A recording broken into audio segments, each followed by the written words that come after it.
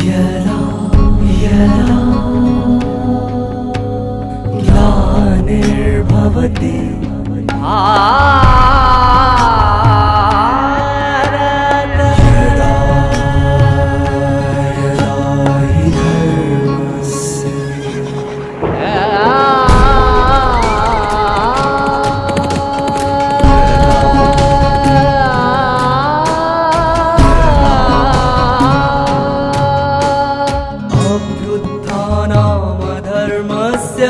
तदात्मानां सृजाम्यहं परित्राणाय साधूनां विनाशाय च दुष्कृतां विनाशाय धर्म संस्थापनार्थाय संभवामि युगे युगे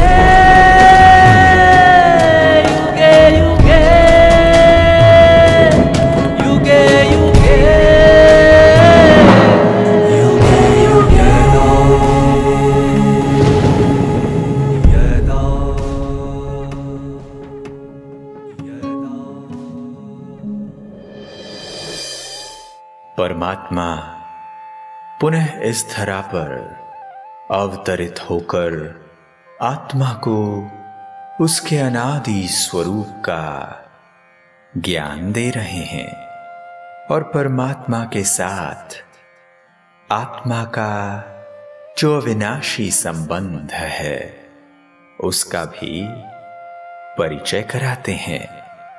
जो भी आत्माएं इस ज्ञान को सुनकर आत्मस्मृति में रहने का अभ्यास करती हैं और परमात्म स्मरण से स्वयं के संस्कारों को सतोगुणी बनाते हैं, वे परमात्मा के हृदय में स्थान बनाकर उन्हें प्राप्त कर पाती हैं। वे परमात्मा के दिल में स्थान बनाकर उन्हें प्राप्त कर पाती हैं। ओम शांति। सार्वभौमिक सत्य, सनातनत्व की वास्तविकता बताने वाली, सनातन सत्य परमात्मा से मिलाने वाली, सर्व मनुष्यात्माओं के लिए ज्ञान माता श्रीमद् भगवद गीता। लोग समझते हैं जिनके दर्शन मात्र से, स्पर्शन मात्र से, उच्चारण मात्र से मानव जन्म सफल हो जाएगा।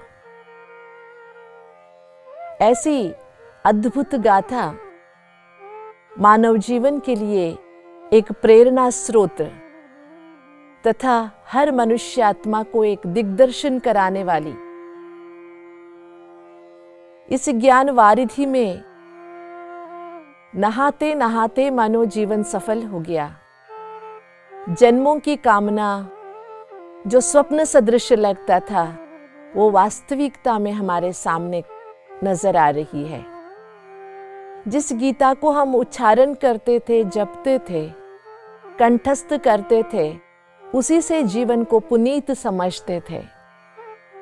लेकिन यथार्थ रूप में गीता ज्ञान को समझना, एक एक अक्षर को सही मायने में परमात्मा के दृष्टिकोण से जानना और यथाशक्ति उसे जीवन में उतारने का जो पुरुषार्थ परमात्मा करा रहे हैं, फलस्वरूप हम परमात्मा के श्रीमत रूपी हाथ पकड़कर बहुत सुकून से चल रहे हैं। चलते चलते ऐसे लगता है कि मानो जन्मों की थकान उतर गई, परमात्मा के नैनों के तारे बन गए, भगवान के मुकुटमणि बन गए। भगवान ने अपने दिल तख्त में हम सबको बिठा लिया। वाह रे, हम मनुष्य आत्माओं का सौभाग्य जो भारत में भगवान अवतरित होकर गीता ज्ञान के प्रैक्टिकल स्वरूप का अनुभव करा रहे हैं। भगवान जीने की तो बातें सिखाते ही हैं, साथ साथ जाने की भी जो बातें सिखा रहे हैं। शरीर लेना और छोड़ना मानो एक खेल है, इसका अनुभव करा रहे हैं। जैसे कई जन्मों के कर्मों के फलस्वरूप किसको कहाँ जन्म लेना पड़ता है, लेकिन जन्म लेने के बाद जाना भी तो निश्चित है ना, एक दिन शरीर छोड़ना भी तो निश्चित है। ये जानते हुए भी मनुष्यात्मा इस माया के मोह में, इस माया के चक्र में ऐसे दलदल में फंस जाते हैं मानो कि निकलना ही नहीं है। जैसे भैंस दलदल में अपने आप को बहुत सुखी समझता हो, ऐसे मनुष्यात्मा की मनोदशा हो गई है। ऐसी मनोदशा से बाहर निकालकर स्वच्छ सुंदर प्रकृति का अनुभव कराने के लिए, प्रकृति और पुरुष के बारे में इतनी अनंत बातें शायद जिंदगी भर सुने तो भी खत्म ना हो, ऐसी अर्थपूर्ण और समझने योग्य जो बातें भगवान के द्वारा हम सुन पा रहे हैं। सुनते सुनते हम अपने जाने की तैयारी में भी जुटे हुए हैं। इस पूरे अध्याय में भगवान जाने की तैयारी करवा रहे हैं कि कैसे जाना होगा। जब भी जाना होगा, अगर तैयारी रहेगी तो बहुत आराम से जा सकेंगे। तो हमने सुना कि कलेवर या शरीर को त्यागते समय परमात्मा की याद मन में हो, बुद्धि परमात्मा के सामने अर्पित हो और संपूर्ण तरह से मनुष्यात्मा अपने कर्म बंधनों को परमात्मा के सामने समर्पित किया हुआ हो और कोई भी तरफ बुद्धि नहीं जाता हो, तो मानो हम परम पद के योग्य बन जाएंगे। यही तो बातें परमात्मा हमें समझा रहे हैं। अनन्य चेताः सततम यो माम स्मरति नित्यशः तस्याहं सुलभः पार्थ नित्ययुक्तस्य योगिनः। अनन्य चेताः सततम यो माम स्मरति नित्यशः। अनन्य भाव से सतत निरंतर जो मुझे स्मरण करता है और रोज करता है नित्यशः, ऐसे योगियों के लिए तस्याहं सुलभः पार्थ नित्ययुक्तस्य योगिनः। ऐसे नित्य युक्त जो है, देखिए कितनी अच्छी अच्छी बातें हमने सुनी। योग युक्त, बुद्धि युक्त, अभी भगवान सुना रहे हैं नित्य युक्त। प्रतिदिन मना हर रोज परमात्मा की स्मृति युक्त हो, स्मृति के साथ हमारा जीवन बीते। श्वास लेते हैं तो परमात्मा के स्मृति के साथ, श्वास निकालते हैं तो भी परमात्मा की स्मृति के साथ। ऐसे योगियों के लिए मैं सुलभ, तस्याहं सुलभः पार्थ, मेरे से मिलना, मेरे नजदीक आना, मेरे साथ रहना, मेरा अनुभव करना, ये उन योगियों के लिए बहुत सुलभ है, सहज है। किन योगियों के लिए? अनन्य चेतसाः, जो अनन्य भाव से मेरा स्मरण करते हैं। कई बार गीता में ये अनन्य शब्द आता है, हमने सुना भी है। अनन्याश्चिन्तयन्तो मां ये जनाः पर्युपासते तेषां नित्याभियुक्तानां योगक्षेमं वहाम्यहम्। अनन्य, जिसका कोई अन्य नहीं, जिसका कोई अन्य वस्तुओं में, व्यक्तियों में, परिस्थितियों में, पदार्थों में, प्रभावों में मन लगता ही नहीं है। एको देवः, एक ही भगवान है, वो मेरा है। उसके स्वरूप का दर्शन हो गया है मुझे, उसके गुणों का दर्शन हो गया है मुझे, उसके साथ का अनुभव है मुझे। बस इन्हीं भावों के साथ अनन्यता से, अन्य आने के लिए कोई वहां पर उनके लिए जगह ही नहीं बचती हो, ऐसा भाव जिसका होता है, ऐसे योगियों के लिए मैं सुलभ प्राप्त हूं। मेरे नजदीक आना, मेरे को प्राप्त करना, परमात्मा स्वरूप का अनुभव करना, ऐसे योगियों के लिए बहुत सुलभ है। अनन्य चेतसाः सततम यो माम स्मरति नित्यशः। यहाँ पर कई चीजों पर भगवान थोड़ा सा ध्यान खिंचवा रहे। एक है अनन्य, दूसरा है सततम। माम स्मरति तो बार बार आ रही है, मुझे याद करो, मेरा स्मरण करो, है ना।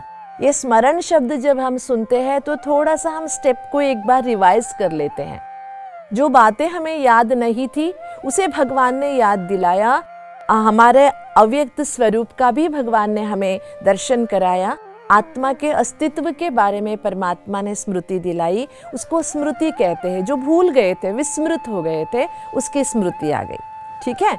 स्मृति आने के बाद जो हमें करना है, बार बार करना है, इसको स्मरण कहते हैं। स्मरण मुझे बार बार करना है। जैसे हम स्मरण करते जाएंगे वो आदत से बन जाएगी। उसके बाद मनन है, मनन के बाद है मगन, है ना। ये 4 स्टेप में मन काम करता है। किसी ने याद दिलाई, यस, हाँ, ये मुझे पता चल गया, स्मृति आ गई। अभी दूसरा, भगवान बार बार कह रहे हैं कि माम स्मरति नित्यशः, जो मुझे स्मरण करता है बार बार, ये हमें करना चाहिए। और ये बार बार भी नहीं कह रहा है यहाँ, सततम, नित्यम, निरंतरम, कंटिन्यूटी चाहिए। किया छोड़ दिया, किया छोड़ दिया, है ना। कई बीमारियों के लिए जो दवाई मिलती है उसका एक कंडीशन होता है।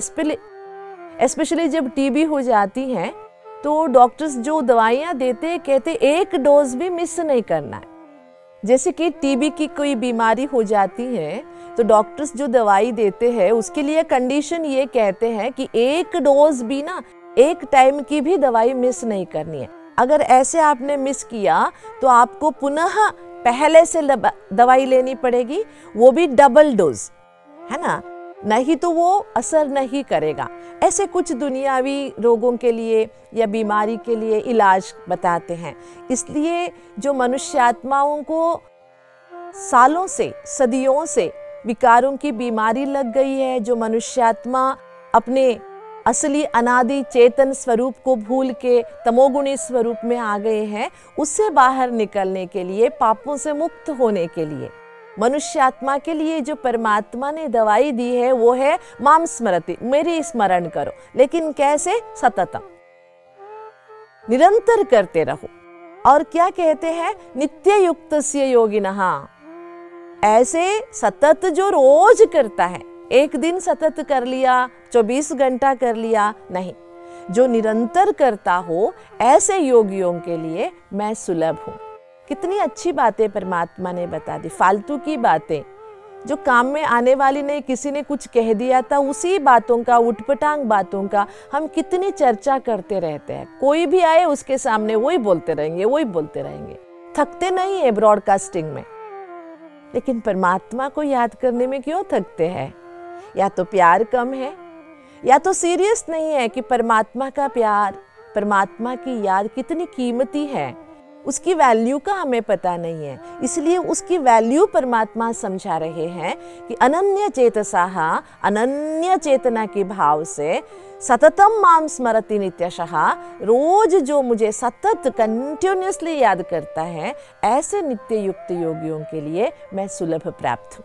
आगे चलकर भगवान ये बातें भी हमें स्पष्ट करते हैं। मामुपेत्य पुनर्जन्म दुःखालयम अशाश्वतम नाप्नुवन्ति महात्मानः संसिद्धिः परमां गताः। जो मनुष्यात्मा मुझे ही याद करता है और जो ये लक्ष्य रखता है कि मुझे दुख का आलय, दुख के घरों में, अशाश्वत इस स्वरूप में जाना नहीं है, रोग दुख आदि के पुनर्जन्म में आना नहीं है, ऐसे महात्मा जो मुझे याद करते हैं वो परम गति को पा लेते हैं। कैसे पुनर्जन्म में नहीं आना चाहते हैं, ये अंडरलाइंड है। वो ऐसे पुनर्जन्म से छूट जाते हैं। कैसे पुनर्जन्म? जहां दुख हो, अशाश्वत ताकि बातें हो, रोग हो, ऐसे पुनर्जन्म में नहीं आते। जो मुझे सतत याद करते हैं, ऐसे महात्मा दुख का अनुभव होने वाले, रोगों के अनुभव होने वाली, अशाश्वत चीजों के अनुभव वाले पुनर्जन्म से छूट जाते हैं। इसका क्या मतलब है? हमने 7वें अध्याय में भी सुना, जरा मरण मोक्षाय। कैसा मोक्ष चाहिए कि जरा और मरण ना हो उसमें, है ना, वृद्धाप्य की अनुभूति ना हो और मृत्यु का भय ना हो, ऐसी स्थिति पाना चाहता है मनुष्यात्मा। ऐसा पुनर्जन्म चाहिए जिस पुनर्जन्म में दुख ना हो, अशाश्वतता की खिंचातान ना हो, रोग भय ना हो, ऐसा पुनर्जन्म में नहीं आता है वो। इसका क्या मतलब हुआ? देखिए, मनुष्य आत्मा के बारे में भगवान ने पहले भी सुना दिया है, जिसका हमने 7वें अध्याय में भी याद किया है। जातस्य ही ध्रुवो मृत्यु ध्रुवम जन्म अमृतस्य च तस्माद् अपरिहार्यर्थे न त्वं शोचितुम अर्हसि। जिसका परिहार ही नहीं है, ऐसे विषय के बारे में सोचना ही नहीं चाहिए, शोक भी करना नहीं चाहिए। फिर ये क्या पुनर्जन्म रहितता की बात क्यों आ रही है?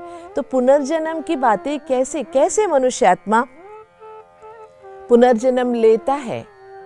पहले भी हमने गीता की ये बातें सुनी हैं कि शरीरम यदवाप्नोति यच्छापि उत्क्रामतीश्वरः गृहीत्वैतानि संयाति वायुर्गंधानि वाशयात्। मनुष्य आत्मा जब शरीर लेता है और शरीर छोड़ता है, शरीर लेते समय लेके आता है और शरीर छोड़ते समय लेके जाता है। कैसे? जैसे यहाँ से गुजरती हुई हवा, यहाँ अगर सुगंध है तो सुगंध, अगर बदबू है तो बदबू, दोनों को अपने साथ ले जाती है। ऐसे आत्मा शरीर लेते समय लेके आती है और शरीर छोड़ते समय लेके जाती है। ये बातें गीता से स्पष्ट है। और गीता में परमात्मा ने जो बार बार हमें समझाया है कि मनुष्यात्मा दुखों से, कष्टों से भरे पुनर्जन्म से हम मुक्ति पा सकता है, लेकिन जो परमानेंटली आत्मा का पात्र ही, या आत्मा के जो भी इस सृष्टि नाटक के अंदर मिले हुए पार्ट है वो सब खत्म हो जाए, ये संभव नहीं है। और आगे के जो श्लोक है उसको देखकर हम और इन बातों का स्पष्टीकरण करेंगे। आ ब्रह्मा भुवनान् लोकाः पुनरावर्तिनोऽर्जुन मामुपेत्य तु कौन्तेय पुनर्जन्म न विद्यते। ब्रह्म लोक तक जितने भी लोक है, वो सब लोक में जो भी जाता है वो पुनरावृत्ति को पाता है, माना पुनः यहाँ लौट के आता है। लेकिन जो मेरे पास आ जाता है उसे पुनर्जन्म नहीं है। इस श्लोक का यह शब्दार्थ है। पहले के कनेक्शन थोड़ा सा लेंगे। कैसा पुनर्जन्म नहीं है? एक बार अगर हम परमात्मा के पास पहुंच गए तो कई जन्मों तक, हजारों सालों तक दुख, अशांति, रोग, शोक वाले पुनर्जन्म मनुष्यात्मा नहीं लेता है। थोड़ा सा स्पष्टीकरण और हम स्पष्ट कर लेंगे कि इस सृष्टि में 4 युग मानते हैं, सत्ययुग, त्रेता युग, द्वापर युग और कलयुग। सत्य और त्रेता युग में मनुष्यात्मा पूर्ण सुखी रहता है, और द्वापर और कलयुग में, द्वापर से थोड़ा सा दुख शुरू होता है, कलयुग के अंत में मनुष्यात्मा संपूर्ण दुखी बन जाता है। जैसे दुख शुरू होता है उसके पीछे रोग, शोक, बाधाएं सब शुरू हो जाती है, लेकिन ज्यादा तब होता है जब द्वापर का अंत होता है। और द्वापर के अंत से बढ़ता हुआ ये दुख, रोग, शोक सभी कलयुग के अंत में अति तक पहुंच जाते हैं। कहते हैं अति सर्वत्र वर्जयेत। जब अति में पहुंच जाता है तब परमात्मा धर्मग्लानि के समय पर अवतरित होते हैं और हर मनुष्यात्मा को वापस घर जाने की रास्ता दिखाते हैं, और परमधाम में जाने के लिए जो भी तैयारियां चाहिए उसके लिए शिक्षा देते हैं। जो परमात्मा के शिक्षा को ग्रहण करके महात्मा बन जाते हैं वो परम पद को प्राप्त कर लेते हैं, अर्थात परमात्मा के दिल में स्थान बना लेते हैं। ऐसे मनुष्यात्मा पुनः कलियुग में पुनर्जन्म नहीं लेते। कितने स्पष्ट तरह से परमात्मा ने ये कह दिया है। तब तक जो भी मनुष्यात्माएं पुनर्जन्म लेते हैं वो सभी पुनर्जन्म में आते ही रहते हैं, और जो भी कर्म के हिसाब किताब है उसके अनुसार ही जन्म कर्म का फल लेते हैं। एक बहुत सुंदर सी घटना मुझे याद आती है। देखिए, किसी ने ये प्रयोग किया। उनके घर में उन्होंने बतख को भी पाल कर रखा था और मुर्गी को भी।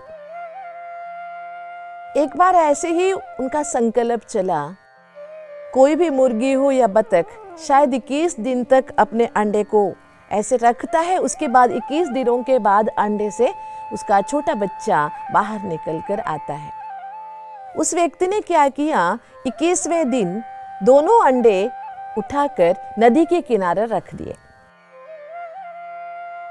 तो क्या हुआ, थोड़े थोड़े 21 दिन हो गया, 22वां दिन दोनों अंडों में से छोटे छोटे बच्चे बाहर निकल कर आए, बतख के बच्चे और मुर्गी के बच्चे, छोटे छोटे।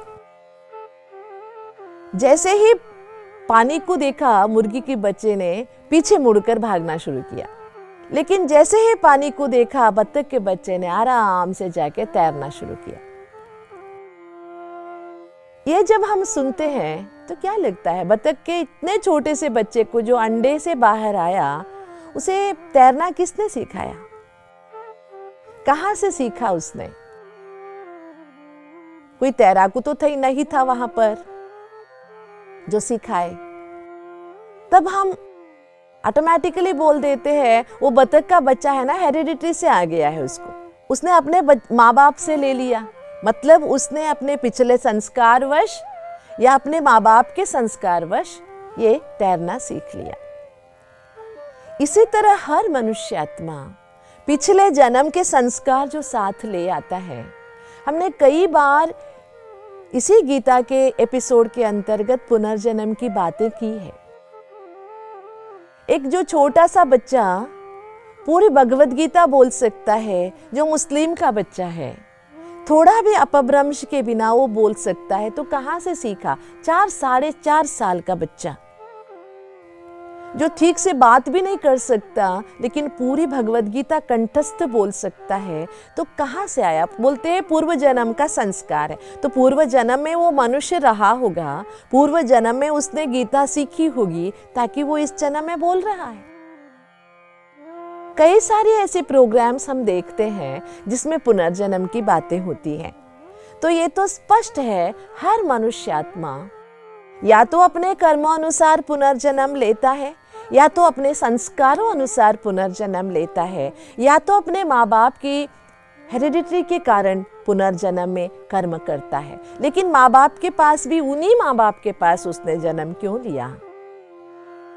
क्योंकि उसका भी कोई ऋणानुबंध रूपेण पशुपत्नी सुतालय कहते हैं ना। इसलिए कहते हैं किसी के बच्चे बनने के लिए कई कारण देते हैं। एक है ऋणानुबंध, एक है कोई शत्रुत्व होगा पिछले जन्म का जो चुकाने के लिए आया, एक है तटस्थ पुत्र जो कुछ भी करता नहीं है, माँ बाप को देखता भी नहीं है, एक है सेवा करने वाला पुत्र, वो माँ बाप के लिए कर्णाधार होता है, बहुत अच्छी तरह से माँ बाप को श्रवण कुमार जैसे देखता है।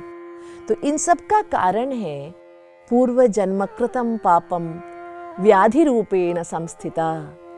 पूर्व जन्म में किए पाप रोग के रूप में दिखाई देते हैं। भगवान ने ये जो कह दिया कितने स्पष्टता से, ये तो नहीं कहा कि परमानेंटली तेरा जन्म समाप्त हो जाएंगे, ऐसा पुनर्जन्म तेरे को नहीं मिलेगा, ना दुख वाला, ना रोग वाला, ना अशांति वाला, ऐसा पुनर्जन्म तुझे नहीं मिलेगा। क्योंकि एक बार मनुष्य आत्मा ने कलयुग के अंत में, संगम युग में परमात्मा प्राप्ति का अनुभव कर लिया और परमात्मा के साथ घर जाने की तैयारी करते हुए घर पहुंच गए, उसके बाद वो मनुष्य आत्मा कलयुग में पुनः नहीं आएगी, सीधा परम धाम से सतयुग में सुखधाम में जन्म लेगी। कितनी अच्छी बातें, कितनी सच्ची बातें परमात्मा ने समझाई है। इसलिए हमें अपने इस जीवन में कैसे जीना है, इसकी तैयारी अभी से शुरू कर देनी है। ओम शांति। गीता ज्ञान परमात्मा का श्रीमत रूपी हाथ है, जो जीवन की हर विकट परिस्थिति में हमारा साथ देकर जीवन नैया को पार लगा देता है। परमात्मा स्पष्ट करते हैं, जो मनुष्य दिन प्रतिदिन मुझ परमात्मा पर ही अपनी मन बुद्धि को स्थित करने का अभ्यास करता है, वह सहज ही मेरे साथ एवं मेरे प्यार का अनुभव कर पाता है। नित्य परमात्म स्मृति के अभ्यास से ही आत्मा के मूल गुण और शक्तियां जागृत होती है। जिस प्रकार कहा जाता है, करत करत अभ्यास के जड़मति होत सुजान, उसी प्रकार परमात्मा भी हमारी तुच्छ बुद्धि को स्वच्छ बना देते हैं। भक्ति में सभी मोक्ष की कामना करते हैं और यही चाहना रखते हैं कि अब इस जन्म मरण के चक्र से मुक्ति मिले। परमात्मा यथार्थ गीता ज्ञान द्वारा स्पष्ट करते हैं कि सृष्टि चक्र में जो भी आत्माएं अपनी भूमिका निभा रही हैं, उन्हें इस चक्र से सदा के लिए मुक्ति मिल नहीं सकती, परंतु परमात्मा की याद से आत्मा कई सदियों तक दुख, अशांति, रोग एवं कष्टों से मुक्त हो सकती है। तो चलिए परमात्मा की याद से अपने वास्तविक स्वरूप को पहचानकर स्वयं की सद्गति की तरफ कदम आगे बढ़ाएं। ओम शांति।